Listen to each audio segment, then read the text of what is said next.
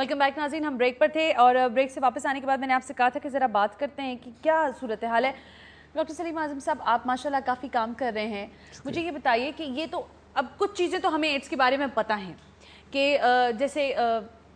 किसी सिरिंज इस्तेमाल शुदा सिरिंज के दूसरे किसी शख्स को लगा देने से हो सकता है, जिनसी ताल्लुकात से हो सकता है, दीगर और कौन सी ऐसी वजूहात हैं जिनसे एड्स हो सकता है? अगर कोई नशा भी नहीं कर रहा, किसी ने सिरिंज भी नहीं लगाई और फिर भी उसको हो सकता है? जी, बहुत सारी वजूहात हैं। उसमें से फ़र्ज़ कीजिए हम डेंटिस्ट के पास जाते हैं, अगर उसके आलात हैं वो प्रॉपर्ली स्टरलाइज नहीं हैं या किसी की सर्जरी हो रही है, किसी को ब्लड ट्रांसफ्यूज़ किया जा रहा है और अगर वो प्रॉपर्ली स्क्रीन नहीं है और उसमें इन्फेक्शन है या HIV का वायरस है, इससे ये फैल सकता है। बहुत छोटी छोटी चीज़ें जैसे हमारे यहाँ टैटूइंग है, हम लोग नक्श निगार खुदवाते हैं जिस्म के अंदर, उसमें अगर वो नीडल जो है वो इन्फेक्टेड है, एक शख्स से इस्तेमाल की गई है जो मुतासरा था HIV से और उसे दोबारा इस्तेमाल किया जाए, उससे ये फैल सकता है। तो आम तौर पर तो यही दो इसके कॉजेज़ हैं, मेजर कॉजेज़। एक तो जो हमारे सेक्सुअल फ्लूइड्स हैं और या जिनसी जो रतूबतें हैं वो, या खून मुतासरा फ़र्द से और अगर सेहतमंद फ़र्द से मिल जाए तो उस वक्त HIV होता है। लेकिन उसके फैलने के माँ से, अगर माँ HIV पॉजिटिव है तो बच्चों में इम्कान होता है कि वो, लेकिन अब अल्लाह का शुक्र है इस किस्म के अद्वियात मौजूद हैं और इस किस्म के प्रोसीजर्स मौजूद हैं कि जिसमें बच्चों में वो ट्रीटमेंट्स महंगे हैं? नहीं, वो ट्रीटमेंट बिल्कुल महंगे इस वजह से नहीं है, इसलिए कि जो गवर्नमेंट है वो तमाम ट्रीटमेंट फराहम कर रही है। वो डोनर से वो ट्रीटमेंट लेती है, जैसे ARV। अब देखा जाए तो ARV बहुत महंगी है और एक मुतमव्वुल और मैं समझता हूँ शायद दौलतमंद शख्स भी उसको अफोर्ड नहीं कर सकता। लेकिन ये गवर्नमेंट की एफ़र्ट्स हैं कि ये डोनर से लेकर के और ये लोगों को प्रोवाइड की जाती है। एक पैकेज का मुझे और कहा जा रहा है, उसके बाद में ज़रा शर्मिला फारूकी साहब से बात करूंगी और ये जानने की कोशिश करूंगी कि गवर्नमेंट इस हवाले से किस हद तक अवेयर है और वो क्या चाहती है और क्या कुछ करने जा रही है पैकेज के बाद। हमारे मुल्क में इस बीमारी में फैलाव का एक अहम सबब सेक्स वर्कर और ख्वाजा सिरा है। एड्स एक ऐसी बीमारी है जिसके बारे में बहुत सी गलत फहमियाँ हैं। जब मुख्तलिफ मैसेजेस दिए गए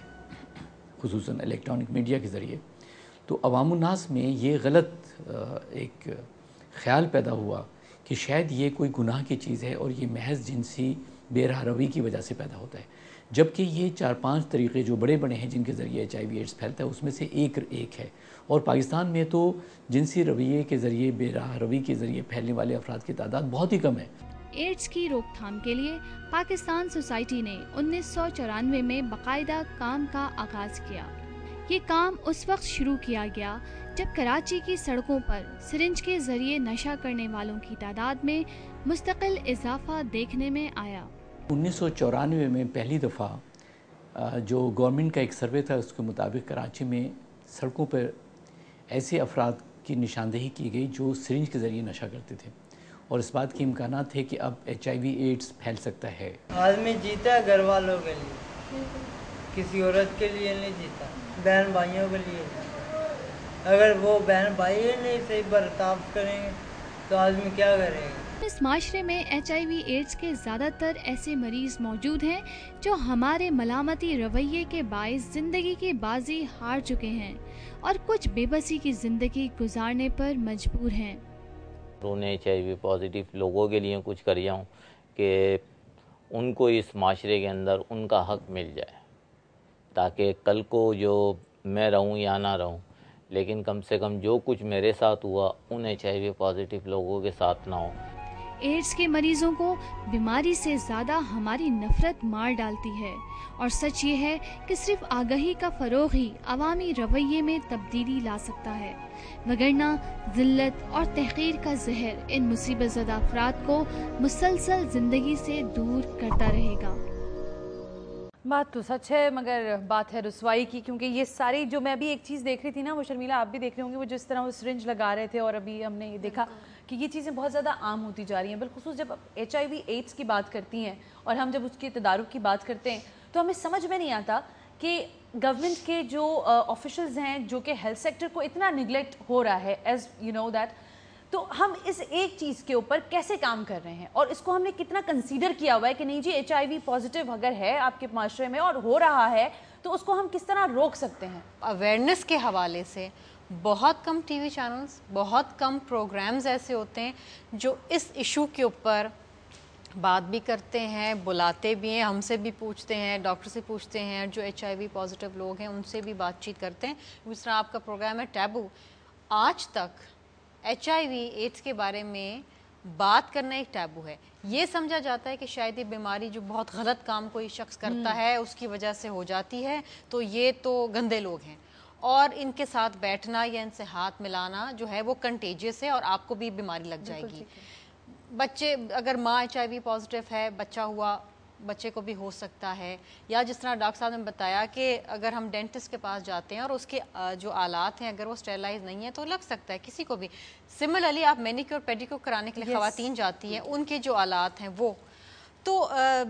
بات یہ ہے کہ خدا نہ خواستہ یہ بیماری کسی طریقے سے بھی لگ سکتی، بہت سارے طریقے کار ہیں. اب اس کی اویئرنیس، اور جس طرح آپ نے اپنی پیکیجز کے اندر دکھایا جس طریقے سے بیٹھ کے لوگ نشہ کر رہے ہیں اور یہ سرنج استعمال کر رہے ہیں. دیکھیے پبلک سیکٹر کے جو ہسپتال ہیں اس میں تو الگ ایک مانیٹرنگ پروگرام ہونا چاہیے جو کہ ابھی بھی میں کہوں گی کہ فقدان ہے. لیکن جو پرائیویٹ ہاسپٹلز اور کلینکس میں دیکھیں اور جو ان چیکڈ جو ہم نے یہ بلڈ کے جو بینکس دیکھے ہیں پورے پاکستان کے اندر، نہ صرف سندھ کے اندر بلڈ ٹرانسفیوژن ہو رہی ہے بغیر سکریننگ کے اور یہ بینک سے. اچھا پھر جو لوگ جاتے ہیں یہ حکیموں کے پاس اور جو یہ کویکس جسے ہم کہتے ہیں جو رجسٹرڈ ڈاکٹرز ہیں، یہ تو ان کو پتہ ہی نہیں ہوتا کہ آپ علاج کرانے جا رہے ہیں سر کے درد کا اور آپ لے آئیں ہیپاٹائٹس سی یا ایڈز لے آئیں آپ ساتھ. تو یہ بہت اہم چیز ہے کہ لوگوں میں بھی اپنے تحت اویئرنیس ہونی چاہیے، اور اس کے لیے جو بہترین طریقہ ہے وہ ظاہری بات ہے ٹی وی چینلز ہیں، میڈیا ہے، اخبارات ہیں، ریڈیو، تمام چیزیں اس میں ہم کرتے ہیں. لیکن یہ جو ابھی جو پروگرام میں جو پیسے مختص کیے گئے ہیں ایڈز کنٹرول پروگرام میں، اس میں بہت کم حصہ جو ہے وہ اویئرنیس کے لیے، ایڈورٹیزمنٹس اور ان تمام چیزوں کے لیے. مجھے یاد ہے کہ جو ورلڈ ایڈز ڈے ہوتا ہے 1 دسمبر کو، اس میں ہم ایک ایڈز واک کر لیتے ہیں صبح